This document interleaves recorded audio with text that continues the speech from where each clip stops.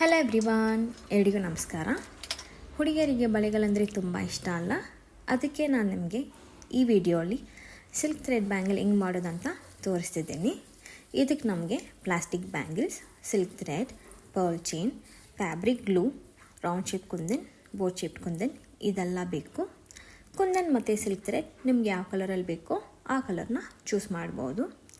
To begin with, we will first start wrapping the bangles with the silk thread. ಇದನ್ನು ನಮ್ಮಪ್ಪ ನನಗೆ ಮಾಡಿಕೊಟ್ರು. Centre ಬ್ಯಾಂಗಲ್ಸ್ಗೆ ಅಲ್ಲಲ್ಲಿ ಒಂದು ರೌಂಡ್ ಶೇಪ್ ಕುಂದನ್ ಸ್ಟಿಕ್ ಮಾಡಿದ್ರೆ ನೋಡೋದಕ್ಕೆ ತುಂಬ ಎಲಿಗೆಂಟ್ ಆಗಿರುತ್ತೆ, ಚೆನ್ನಾಗಿರುತ್ತೆ. ಸೈಡ್ ಬ್ಯಾಂಗಲ್ಸ್ಗೆ ಮೊದಲು ಪರ್ಲ್ ಚೈನ್ನ ಸ್ಟಿಕ್ ಮಾಡಬೇಕು. ಅದು ಡ್ರೈ ಆದ ತಕ್ಷಣ ಬೋಟ್ ಶೇಪ್ ಕುಂದನ್ ಸ್ಟಿಕ್ ಮಾಡಿದ್ರೆ ನಿಮಗೆ silk thread bangles festive ready ಆಗಿರುತ್ತೆ. ನೋಡಿ ಈ ಔಟ್ಪುಟ್ನ.